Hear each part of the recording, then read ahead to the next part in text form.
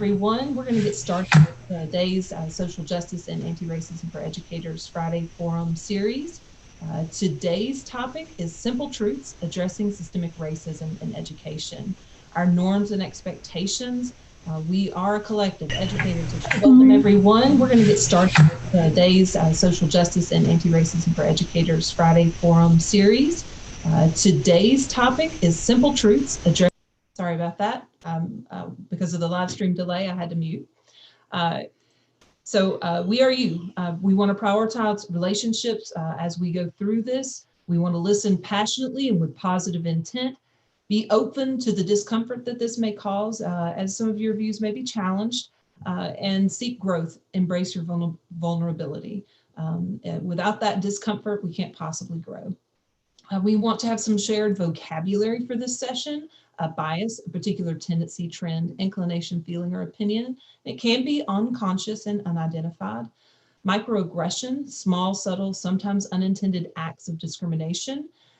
Justice, righteous, equitableness, and moral righteousness or moral righteousness. When we refer to non-racist versus anti-racist, while similar, the anti-racist term assumes action. So what is it we can do to actively break down racism? Social justice, the objective of creating a fair and equal society in which each individual matters, their rights are recognized and protected, and decisions are made in ways that are fair and honest. At the end, if you would like PowerSchool credit, all you have to do is scan this QR code. We also covet your feedback. We utilize these questions each week for the upcoming panels. Our format will follow this. We utilize the questions that you have submitted through the feedback over the last month and a half.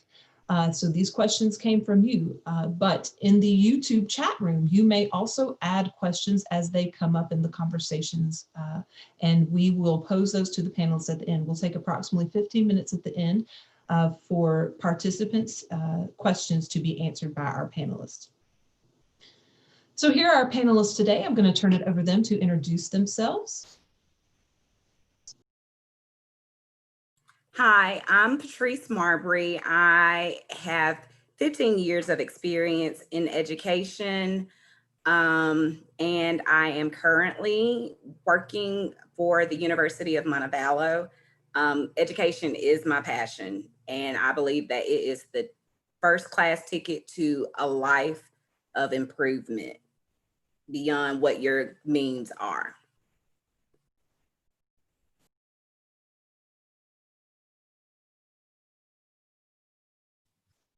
Hello, I'm Chris McMillan. I'm going into year 16 in education, working right now here in Birmingham, Alabama. I can echo Ms. Marbury and this passion that we have for education. Excited to be on this panel today. I don't come here portending or pretending to be an expert, but I don't think this work takes expertise, but we have to have a heart for people. We got to tap into the humanity that it takes to treat folks the way they ought to be. And then we can add some intentionality to that through things like this. So I'm excited to be here today. Hi, I'm Jennifer Tolles. I will be starting my 18th year in education this year. I also work for the University of Montevallo, and I guess you could say I'm an expert at starting uncomfortable conversations. And so that's the reason I'm probably an ideal panelist for today, because the topics that we will be addressing can be uncomfortable and promote feelings and sometimes extreme feelings. But I think it's important that we're all here to talk and to listen, and that's the first step in change. Thank you, panelists. Today's moderator is Leslie Hughes. Leslie, I'm going to turn it over to you.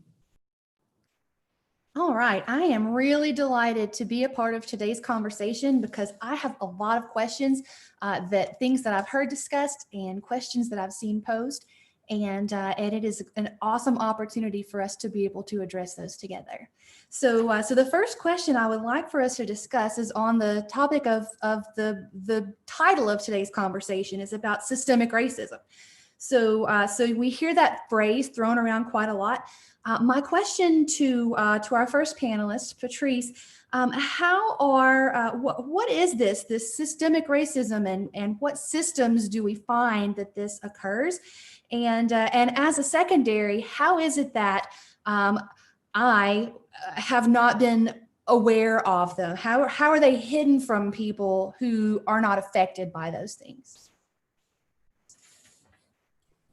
So, Leslie, good question. I think when we really talk about systemic racism,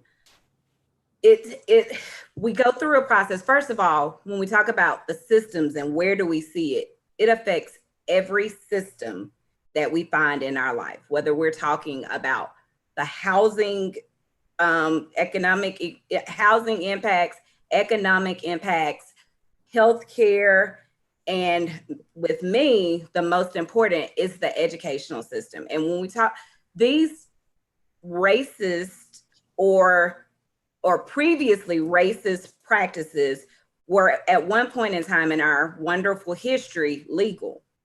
So that's where, like, we minorities did not create the system. The systems were created by those who were the majority. And when we talk about systemic racism, in its simplest explanation, it's any of the rules, customs, procedures, anything that's done that disadvantages the people of color, and in particular, specifically Black or African Americans that are of slave descent. These practices were once upon a time a law. So it was legal for these types of practices to happen. When we talk about redlining, that was a practice that was allowed to happen, and it was not banned until 1968. I was born in 1979. So that is 10 years prior to me being born. It was okay for banks and lending facilities to isolate Black districts, Black living neighborhoods, in Black areas, and say, we don't give loans or allow loans to be given into these communities because they don't pay them back. When you have redlining that took place, then you lowered the tax base. Properties and like one of the builders of wealth is the ability to own property. And if you are in a red line district, I cannot get a loan to purchase a house. If I do get a loan to purchase a house, the interest rates were so astronomically high that I couldn't afford to pay off that house. At the same point, the value of that house is lowered. So when we talk about redlining, which was not eradicated officially legally until 1968, that was one of the pillars that reduces the tax base, which then leads to a reduction in the school systems, because how are schools funded? Through their tax base. So if you have a low tax base, you also have lower lending responsibilities and properties that are happening in that area, then you have a low social, economic or in educational program. Not only did you have redlining, you had white flight. White flight happened between the years of 1940 and 1960. Anybody have a clue of what was going on before 1940? I got the answer. It was the Harlem Renaissance. The Harlem Renaissance took place in the 1920s, which was a part of the Great Migration.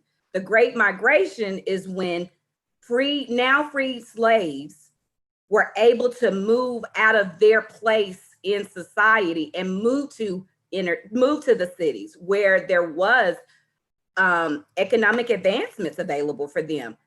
Once they moved to the cities and they established themselves, and Harlem Renaissance is one of the pillars of the Black community. When we talk about really the African Americans and Blacks in America were really thriving and not just surviving, because at this point we really are surviving in most cases. But the Harlem Renaissance, with the migration of the Black population, then you had the flight of the white population, which created not just cities, now they turned into inner cities. Well, when white flight happens, you take away, Krista, you looking like you want to say something. But you take away the funding for education. And that was one of my biggest things when I go through this. Every system that is created in America was created by someone who was in the majority. Usually, and human nature is that I create a system that benefits me. And so when we look at redlining, white flight, it leads to the educational problems that we have in Black schools, in schools that are a majority minority.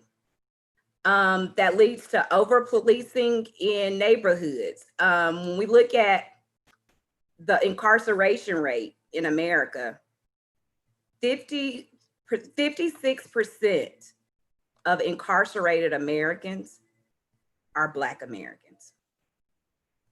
We only make up 32% of the population, but we make up over half of the people that are in prisons. You go back to Jim Crow laws.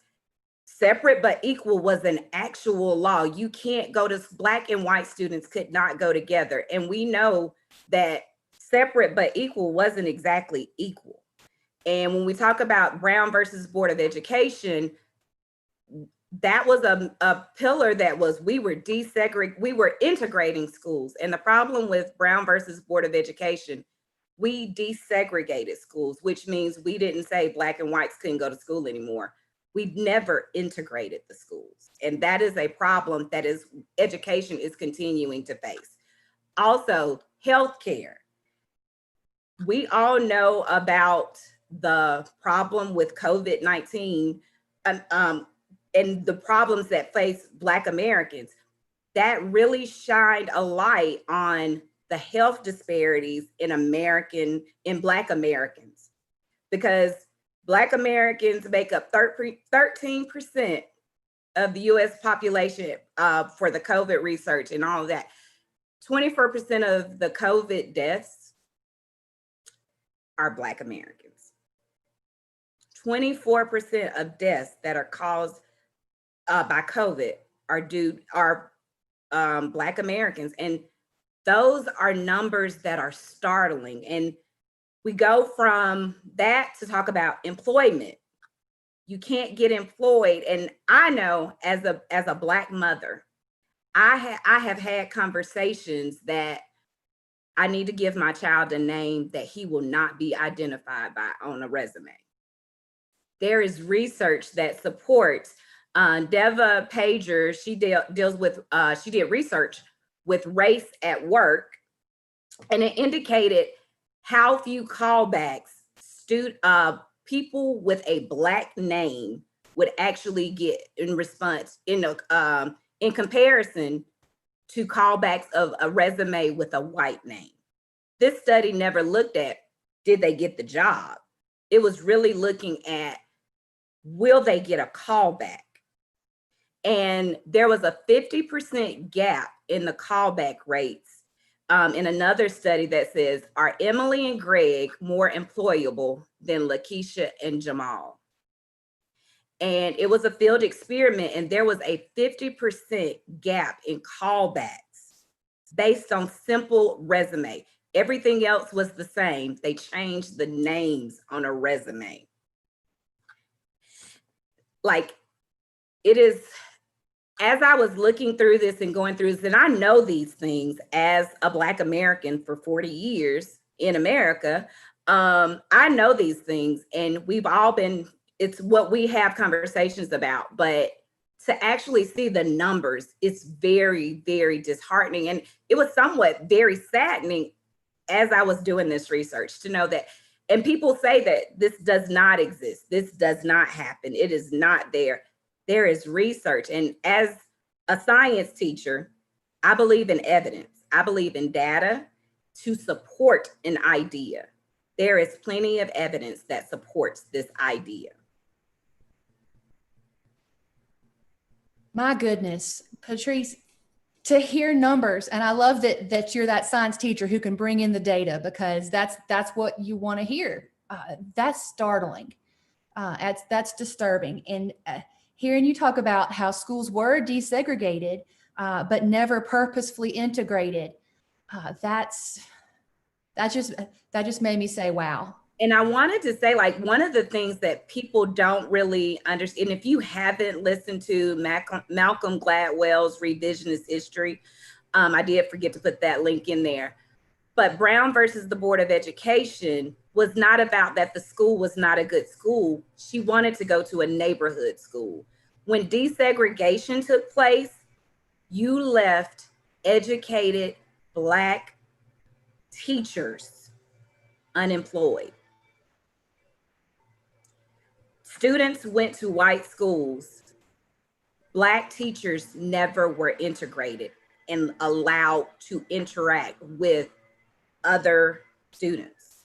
They lost their jobs. Gracious. Hearing you talk about the school systems is a perfect segue to this next question that drives a little bit toward the way that those schools are organized. So thank you so much for sharing that. I want to pose this question to Chris. We see school systems that are so segregated. How is it that we've got systems that are still in the year 2020 so super segregated? And not only do you find that the color of those students is primarily one or another color, but also the opportunities those students have available to them seems to be quite varied from system to system. Chris, can you speak a little bit to how that can be? Yeah, it really, in what Patrice was just talking about, a lot of times we look at the things that we're looking at today, and we have been socialized and normalized to see them as the way it is. And then we will ascribe some sort of modern day explanation for why that is. But really, all of this is rooted in the extent to which we have not reconciled the truth of our history, right? And so, we look at these pictures from the 50s and 60s, and they're in this glossy archival black and white, but that's our lifetime. And so when we're talking about, Ruby Bridges is alive right now, still giving interviews. That's not ancient history. And so what we were just talking about, you talk about redlining and how, housing became what it is. And then we drew school board districts around that. You know what I mean? And so when you had that white flight out of those districts, and you had this, this growing suburb population, which, by the way, and she didn't mention this, but I'm sure it's part of the thinking, is along with those people, those jobs that those folks were moving to those areas for, they took those jobs with them also, creating these high poverty communities, right? Because now you move the jobs to neighborhoods where, the housing policy prohibits selling it to Black people. Now you got jobs, you know what I'm saying? How am I going to get out there to these jobs? Now you're facing poverty. And then, of course, the crime that comes with poverty, which, by the way, the crime that comes with poverty is with anybody's poverty. And we always hear about the crime as it relates to Black poverty, because we have communities in this country that have those high concentrations of Black or poor Black folks in them. But poverty and crime correlate regardless of race. We just like to talk about it a lot more when it comes to Black folks. So what we are looking at right now in communities all over this country you are seeing districts, still dealing with those same districts, those same communities. So if I've got a district that is community schools, and it's a poor community, and a good portion of the funding for that school is out of the tax base of that community, those two things work hand in hand. Where you lose folks is you have this assumption of equality, right? In modern day, we have progressed in this country in a lot of significant ways, but too often there's this sort of trying to apply equality in its purest form to situations that were always tremendously inequitable.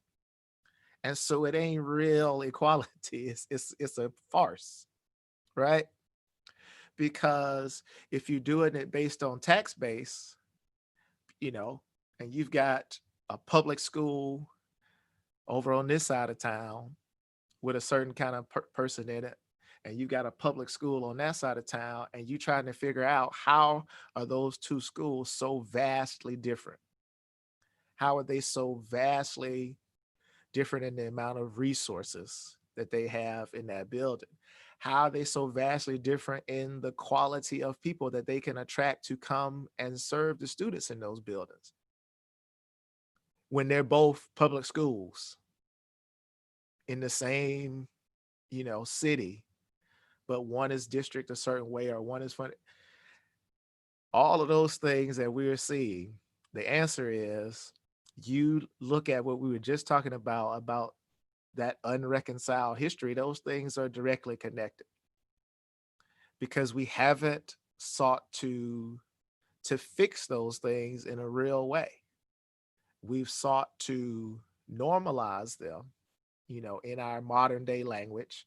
We've sought to explain them away in our modern day language, but really we're just allowing and furthering the status quo, right? Because we get disconnected from how did you end up with such an impoverished community, on this north side of the track, and you have folks that think that happened because those people over there are lazy or they don't work hard or they don't take education seriously, and all the things that we ascribe to that because we want to be disconnected from that ancient history that again is in our lifetime. It's not ancient history, that's our lifetime. So how did we get such a concentration of poverty over there? What happened to those jobs?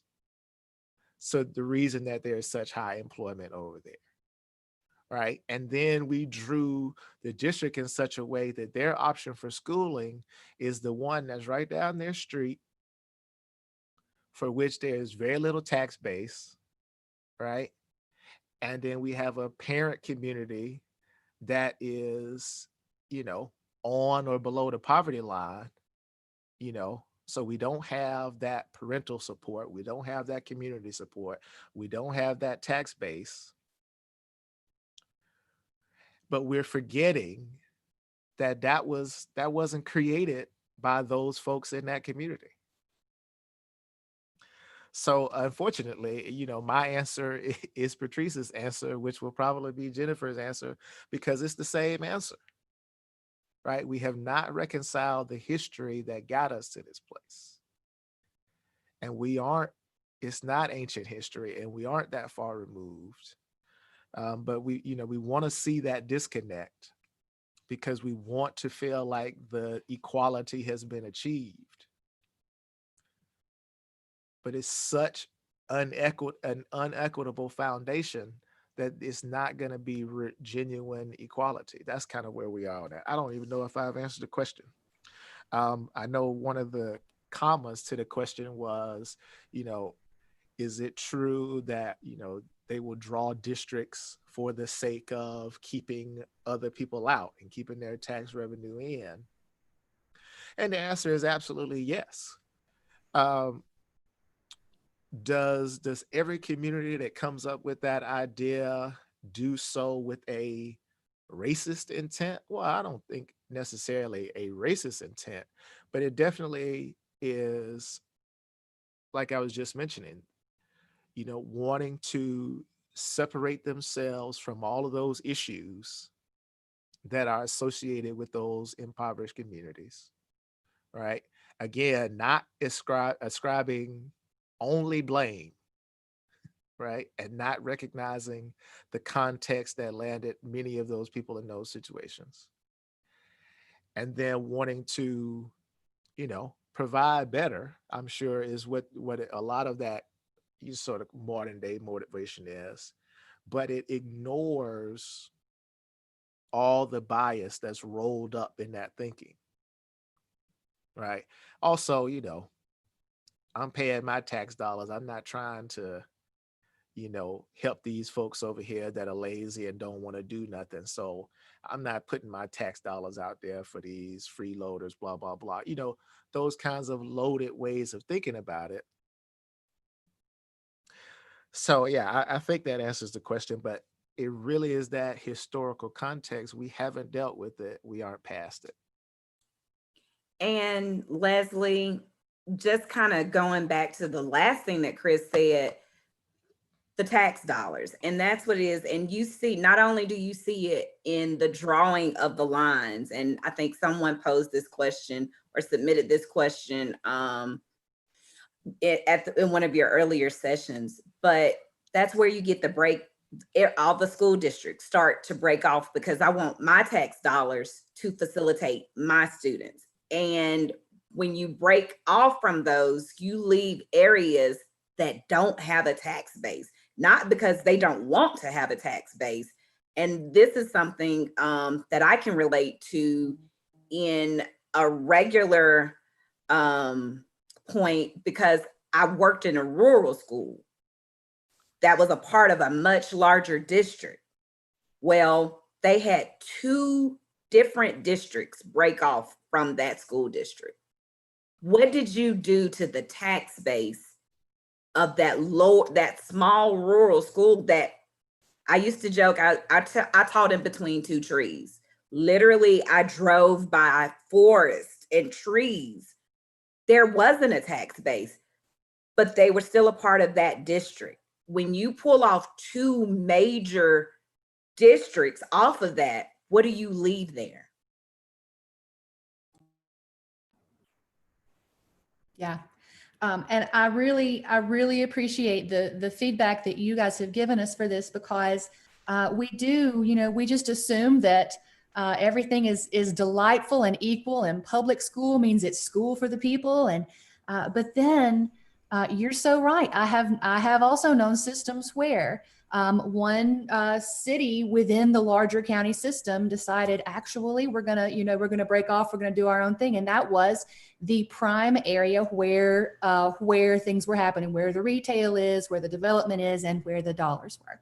So that really, my next question is, how do we fix that? I'd love to know how we fix that.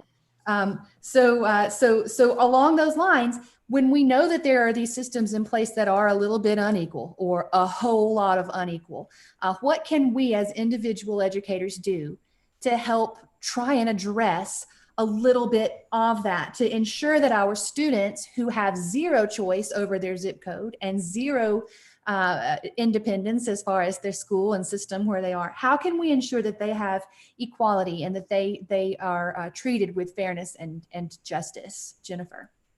Well, first of all, I would like to say that all the teachers I know went into this profession because we love children. We certainly didn't go into it for the money. But what I also know is we are a force to be reckoned with. If you look at what's happened when the schools shut down, what it did to the economy, what it did to the community, you see how powerful our job really is. And so to begin with, I would say that it's time that teachers band together across the state. And whether you are teaching in an affluent district or a poor district, we have to stand together and fight for each other's children and come up with a minimum level that every child in the state gets. Whether it's facilities, your resources, that no matter where you teach, this child will get this. And I think it's going to take all of us banding together to demand that for our children, because we love our children in the state. looking back even at a more micro level down to the school level, when I look at school improvement plans, one of the things that I frequently notice is that they do break apart the data and they show that, oh, we have a gap between white and Black children. And then they create goals and benchmarks and action steps to address that. And the action steps that they choose typically do improve student achievement, but it improves everyone's student achievement. So the gap never closes. Everyone's just going up a little bit. So I think that we need to, when we're looking at our data, I think we've got to dig deeper into why is the gap there? What is it that those children need that they aren't getting? And to do that, we are going to have to go to the children. And we need to actually ask the children. If you were running a business, you would never blindly create a business plan without taking into account your customer base.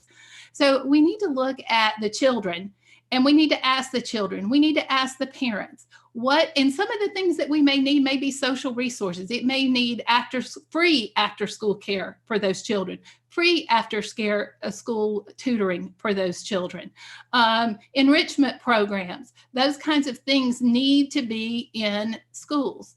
The other thing that we need to address is that teacher unconscious bias.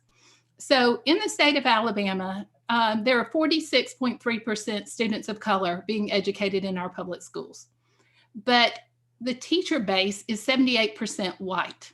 So that means that most of the children of color are being educated by people who have limited to no knowledge of their person, of their lives as a person of color, what they experience, what their communities are like, what their cultural norms are.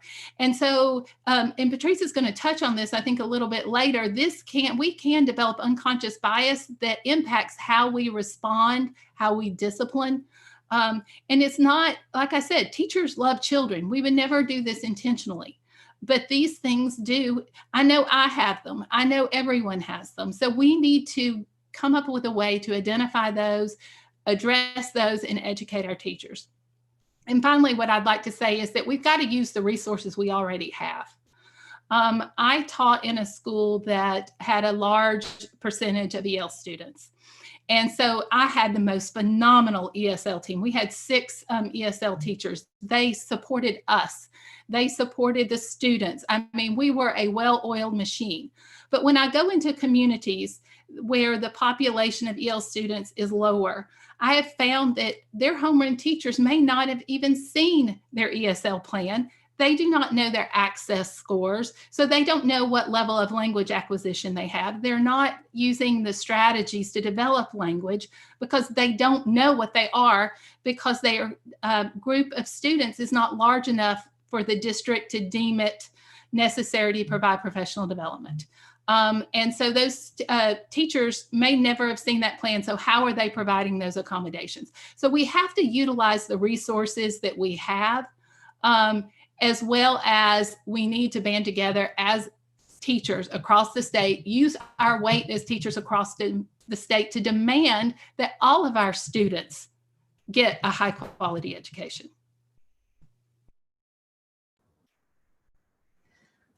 I love the idea of being able to lean on those language teachers who typically, in my experience, you know, they came, they pulled the students that were on their caseload, they did their thing, they brought them back. But I never, as the teacher, used their expertise to help me.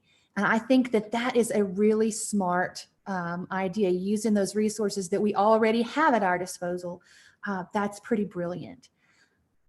This day and age that we're living in right now is really, I feel like we're in a really knee-jerk, emotional reaction sort of place. And so my next question comes to, how do we, as the educator, as the person who wants to be a change maker, in situations where we come across a system that needs to be addressed, or a racist comment that needs to be addressed, and the people that we're talking with are resistant or maybe even hostile to the idea that some changes need to happen. I'm going to make Chris answer this uncomfortable question. Chris, how do we interact with those folks and have productive conversations with people who are hostile to the idea that anything needs to change? Well, so the answer, really is embedded in who we are as educators. We use that magic to reach folks all the time that don't want to be reached. Right now, we talk about in most instances we talk about grown folks, and no one really gets to expect us to walk into a situation and handle ourselves in such a way that we are you know opening ourselves up to be targeted or anything like that. But many of us find ourselves in that situation. If you are in a predominantly affluent or predominantly white situation where folks aren't necessarily running around being racist, but it's not an issue for them, and you want to do the work that we ought to be doing as educators, right? It takes all of us. And so if the understanding of, like we said, reconciling our history, that's going to have to be taking place in all the buildings. And as Jennifer said, we have one another.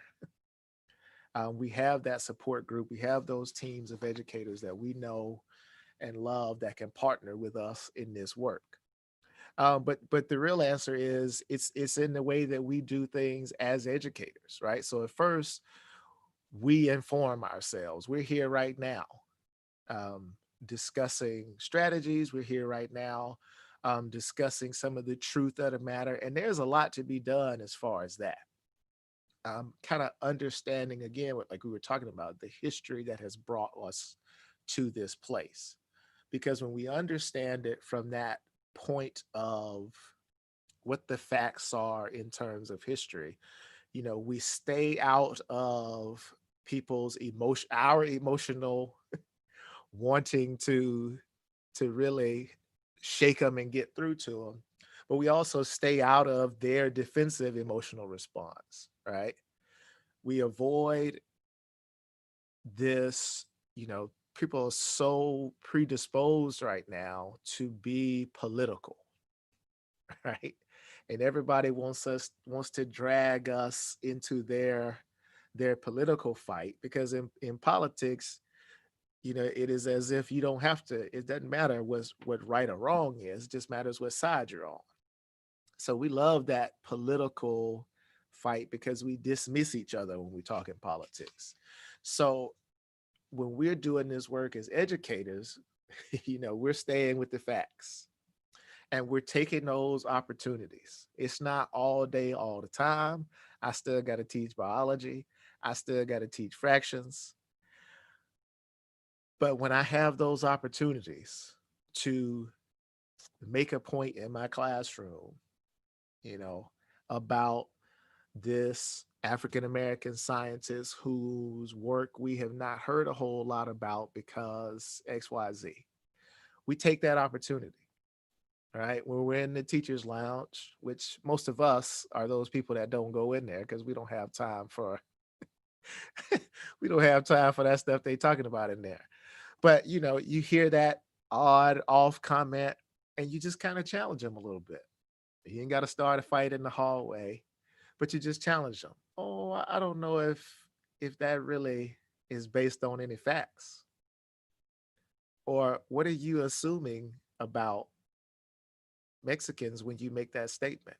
What are you assuming about, Black women when you make that statement?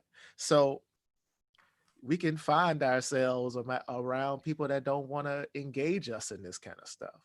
Because again, those biases that we have, a lot of folks are entrenched, right? And we get really frustrated with those folks that are good people, loving Christians, and they are unapologetically believe themselves to be not racist. And I don't have any reason to challenge them on that. But then in the same breath, they're holding on to some sort of bias, and they also believe themselves to be not wrong. They'll tell you, but I'm not wrong. But look at this. Look at these stats on how much crime is in the Black community. Look at these stats on, right? But there's a disconnect And that's where we come in, right? And so we can educate. What you're seeing, we talked about that before, but what you're seeing and you think is just this outgrowth of Black crime has a lot more to do, and you take that opportunity to drop some education in there. And I think it allows us to feel like we aren't drowning in people's garbage. I'm in Hades here with all these people that don't get it, aren't trying to get it, don't care. How do I survive? Right? I think, Chris, and Yeah, I'm come sorry on with for it. interrupting you. No, come on. One of the things when you talk about it goes to the politics of it. Mm-hmm. One of the things, and I always say social justice is not about politics. In politics, you have winners and losers. Somebody is going to be the winner.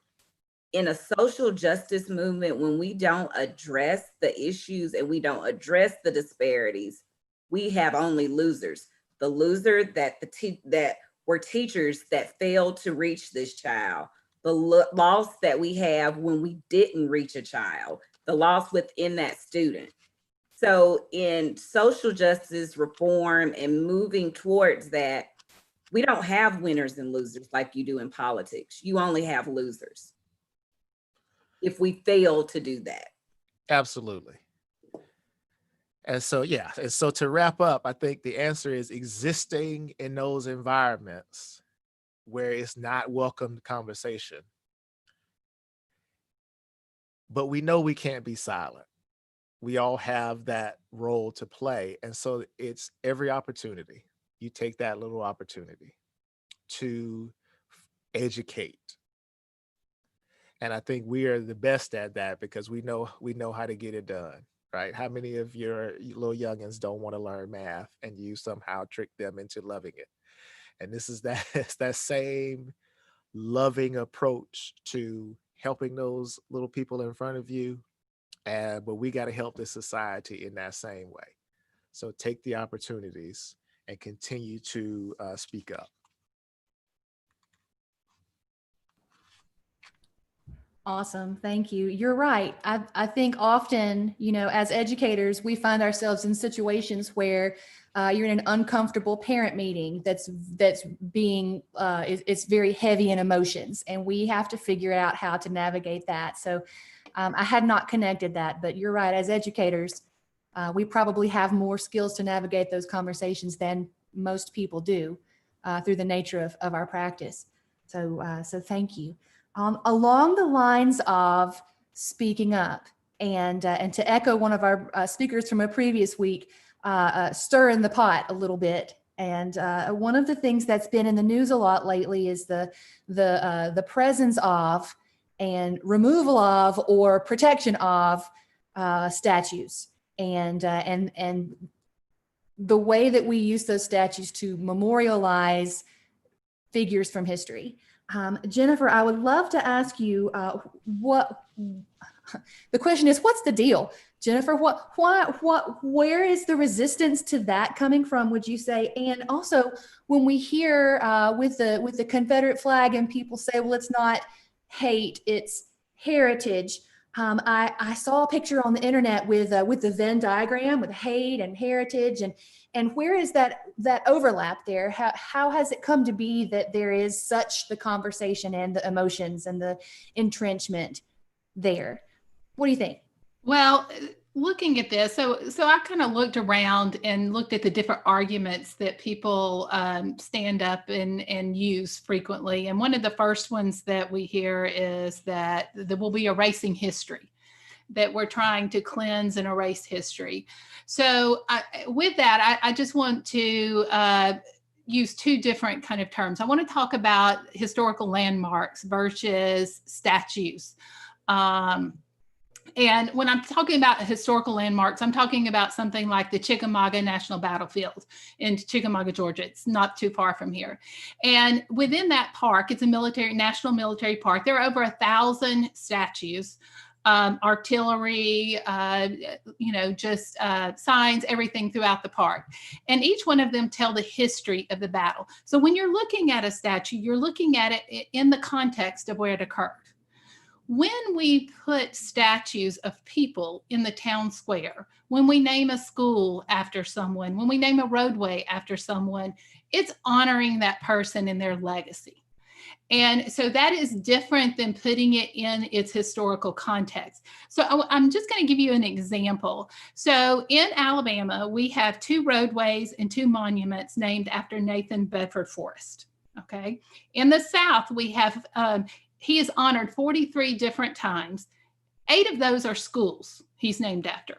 So one of the things I think we need to look at is, let's look at what we're honoring, who this person was. So I looked up some facts about him, because I'll be honest, as a white person, I've gone back and forth in front of monuments and not even acknowledged they're there or who they were, or even looked into who they were.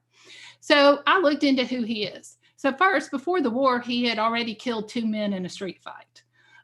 He was a planter. He owned 2 cotton plantations and a stagecoach company, but he made most of his money in the slave trade. By the time he was 40, he was one of the wealthiest men in Tennessee. When he enlisted in the Army, he was committing treason against the United States. He later rose to the rank of general. As a field commander, he is known as the leader of what they call the Fort Pillow Massacre. Which is a time where, when they took over the fort, they killed 200 men, most of which were former slaves who had been freed. And the survivors of the massacre, said that the men were unarmed, but the soldiers argued that they resisted, and that's why they shot and killed them.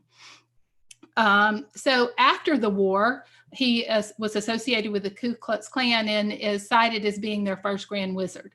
So this is the person. I found nothing in his history that showed him to be this great human being, yet he is honored 43 times in the South, including 8 schools that he is named after. So we really have to look at the legacy of the people that we are honoring. The next argument I hear is that, oh, well, you can't take a person from history and then put them in today's time period and judge them by our social norms. Well, I'm going to argue that there was nothing there I listed that would be okay at any point in history. So I think that when we talk about, does heritage and hate overlap? Well, the word heritage means it's property you inherit. So yes, we did inherit these statues, these monuments and things, but just like any inheritance, we can decide what we do with it. And so I think that we need to come to the table, a diverse table, and we need to look at each one of these individual people, and we need to look at their history. And then we did decide, is this somebody we want to hold up as someone that we want to honor, that we want to teach our children that when you look at this statue or whatever, this person did something that was worthy of being honored. So I think that we really do have to sit down and take a look. This America today is not the America that existed when these monuments were erected. We have different beliefs. And just like any inheritance, we don't have to keep them just because they're there. You know, one of the things that you said that I think really is an overarching point for all of this is having to look at it and sit down and take account. And I think in such a real way, like this moment in time right now is calling us to do that, you know, with all of these things, with the monuments, with the written history and the things that is in it and the things that are left out of it, with this many of the systems, how we district and how we fund. And I think it's so many things that meet that have to be looked at in that way. And it's such interesting work because we just have to care enough to be willing to do that work. If we immediately turn to the assumptions, then it becomes a controversy that need not be. If we immediately turn to our defensiveness, then it becomes, you know, an argument that need not be. But to be better as a country, to be better as human beings, we take that stock and take a look and we'll find out, okay, this guy's not worth it. Okay, this practice, this policy is not worth it. This thing is hurting us. And then, we all get so much further with that. Awesome, Jennifer. I'm so glad I was on this call with you. So earlier, while you all were talking, I dropped a link in the YouTube streams chat that Chris has recommended. I don't know, a couple weeks ago, Chris. It was the On the Media podcast, and I'm going to put you on the spot and say, do you remember it most recently enough to kind of summarize what their purpose was in their discussion? No, I do not. I have listened to and watched and read so many things. I have been really excited because I don't assume that I know all of the things. Just being Black didn't give it all to me. I know my lived experience, but there's been so much to learn during this time for me as well. I don't remember You that one. addressing that microaggression. That's right. Well, that's fine, Chris. I will summarize it. So it was a podcast with these folks who it's an ongoing is on the media. So they specifically look at issues that are being shared through the lens of how those things occur through the media, right? So in this particular episode, they were taking a trip to Montgomery, and they went to the Equal Justice Initiative memorial that has recently opened up in Montgomery, where they are memorializing people who were murdered through lynching throughout history, and the surprising amount, like that, it wasn't the ancient history, like that up into really recent years. And one of the things that they talked about was the surprising amount of statues around the South that the podcast hosts came across as they were touring the region. So they went a step farther and interviewed some Germans and asked questions like, hey, at the end of the war, with that whole Hitler thing, like how was that addressed during the Reconstruction? How did that look? And they said, well, it's a little different context because they lost a war and the occupying force came in and dealt with, here's what you're going to learn in school. We're taking out these statues. That was a very clear end to the war, and here's how we're going to address things. That never actually happened here. At the end of the Civil War, Reconstruction, they so wanted to unify that they made a lot of concessions that shouldn't have been made, but that there was never really that moment where they came together and dealt with what has happened and how are we going to correct that. And so it's just been this lingering situation where there's the worst part of the enslavement and then the Jim Crow and all the things was this insidious idea that some people are better than other people just because, and that notion pervades up through today.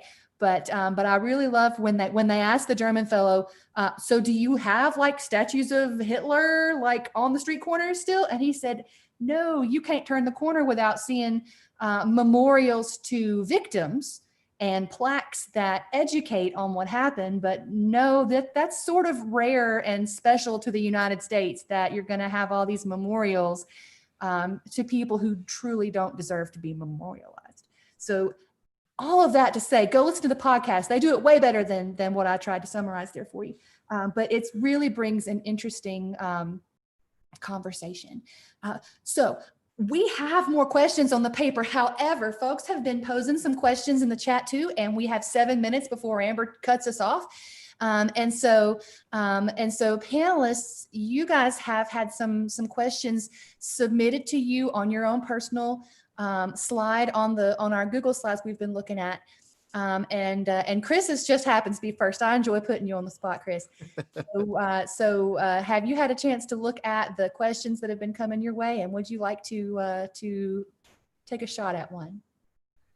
Yeah, I don't know if I have the answer. It is about the tax base is the question. So, to the extent that districts are using tax base to determine the amount of money that is there, how, what is a more equitable way for funding, and that's one of those things I have not looked into that personally.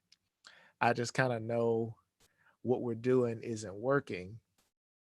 I know that part of the resistance to doing it another way,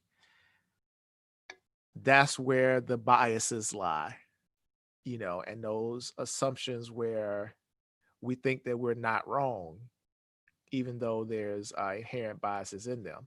And so I know that step one is we gotta get on the same page into how we are viewing these issues, because it's not simply a mismanagement by those folks over their issue. It's not simply a those folks and their work ethic and that kind of thing. So I think part of where we're going is to get to a place that we can all see it for the same problem that it is.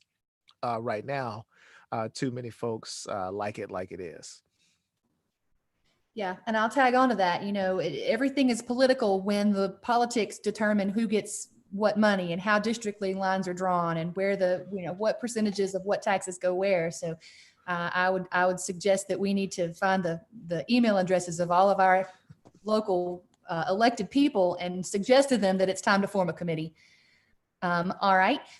So next up, Jennifer has a question about who do we look to in our schools? Do we have, very few schools actually have like a committee that has been set up to address some of these issues. Any ideas for the participants? Well, anytime you do anything in a school, you have to start with your administrator, and you have to get them on board. But I think typically people would then go to the teachers, but I would argue you got to go to your students. I think you need to get a team of students because they're the ones who are living in the school. They're the ones that are benefiting or being punished by the school culture and the different policies that are in place. So I think you need to pull the kids in, and I think you need to hear what they have to say. And then from that, I think you can build up to your teachers and your parents. But we have to listen more to our students and what their experiences are in the school. And then we can begin to addressing them, because if you look at our data, absenteeism is a huge problem in our state. Kids don't want to come to school.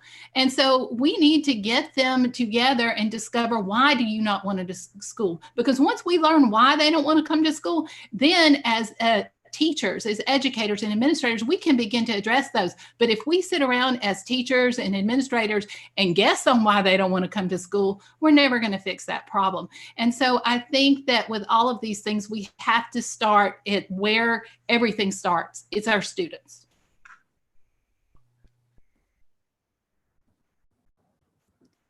Super agree. Thank you so much. Patrice, you've had several questions pointed your way. Go ahead with your choice of answers. I'm muted. I always do that in a Zoom meeting. I think I'm gonna go for the middle one, which kind of, it says, how do we address social issues in schools and districts that look at it politically and are against anyone speaking out? I really think, kind of piggybacking off of what Jennifer said, you have got to look at it from the student standpoint.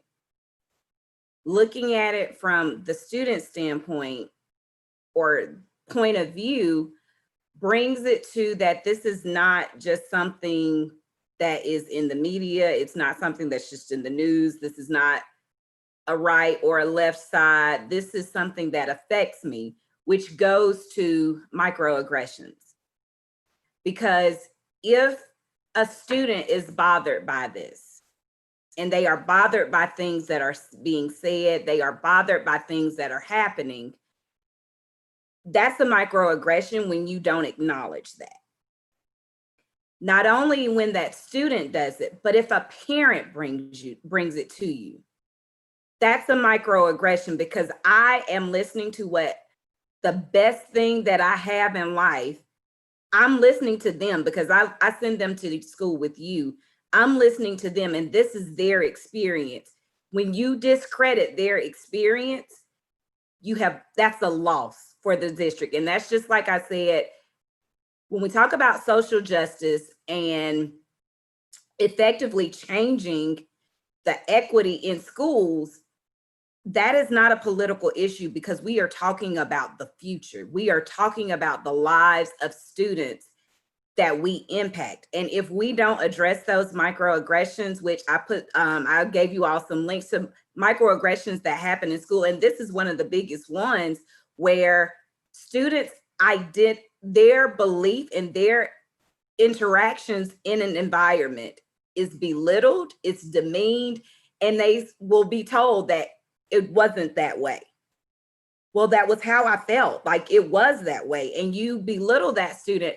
So I think part of it is, which is what school really is, it is an effort by all stakeholders involved. I think all school systems have to have an open ear, ready to hear from their parents, the stakeholders as parents, the stakeholders as students, as well as the stakeholders of the community. And educating a child is not an individual person act. That is an act of the community. And I feel like having the community input is what really forces a school district to talk about it. Thank you so much for hitting on that microaggression. That topic is a new idea for me in the last month or two. And so I do know there are lots of resources that Patrice has found, and that others have also dropped into that resource document, which is shared with our participants at the end of our conversation here today. And we continue to add things in. That's one of the greatest things. We as educators understand the importance of continual learning and being able to continue to grow. And so I really appreciate that you all have taken the time to teach me and to share your experiences and your ideas with our participants here today. As we wrap up, we have been listening, and Amber and I have tracked some of the things that our participants mentioned that we would like to leave with. So we do need to be able to speak up, which it can be scary, putting ourselves out there when so often for some reason emotions run so high, and people do get so entrenched. We have to have that bravery to speak up and be willing to address these things when they arise. It is our job as white educators to stand in that gap, and we want to continue to thoughtfully do so. It was pointed out that change starts when you get that administrator on board with you. So starting with that administrator and involving those kids is a really smart idea. Connecting with lawmakers and being that troublemaker who is okay with sitting in some discomfort if we're going to make a needed change. We do not want to be happy with the way that we have always done it. Normalization, thinking, well, that's just how it is, does not mean that it's right. And so as we are an ongoing learner, and as we improve our own selves, we want to be able to share what we learn. And we want to not only educate the children in our classrooms, but we want to educate our colleagues and our fellow citizens in this world so that we all can find ourselves in a better place. As you leave here today, we'll come back to our upcoming. We only have 2 more. If you've missed any of our previous sessions, all of them have been recorded, and we will share that the document that has all the links to those recordings next week and the following. And after July, that will be the end of this conversation. But we do want to continue to be in touch with folks and share and connect and learn and grow. That's not a live link for you. Don't click on the screen, but you can type that in or QR code scan that, and it will take you to a reflection survey, because we that makes no sense. We would very much like your feedback on today's conversation. We always want to reflect and improve our upcoming sessions. but also reflecting gives you a chance to think through some of the things that we heard today. So please do complete that. At the end of that survey, it gives you the link to our document where we've shared all of our resources. That document also is how we'll use, if you need PowerSchool credit for your professional learning hours, that's your sign-in sheet. That's how we'll know you were here. And all of the things that you'll want as far as resources are there. We thank you so much for joining us here today, and we extend a deep thank you to our panelists who have joined us today. I hope all of you have a great day. We're going to leave this screen up for a bit so that you can capture that link, and really look forward to seeing you again soon. Thank you. I'll also drop that hyperlink in the YouTube discussion. Just give me just 1 second. But I also want to let you know, in the past, we'd had trouble. PowerSchool would not allow you to go back and register for sessions after the session had occurred. We have since had that resolved. So if you have a session that you attended and you completed this feedback form, but you had not registered in PowerSchool, that is now open. So please be sure that you are registered in PowerSchool for the sessions. On Monday of next week, they will begin entering all the attendance records based on these feedback forms that you guys have completed for us.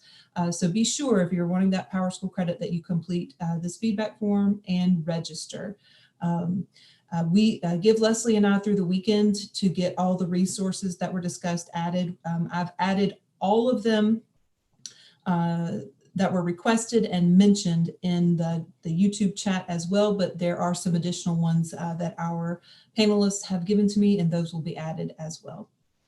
We thank all of you, and thank you again to our moderator and panelists, and we hope all of you have a great rest of the week.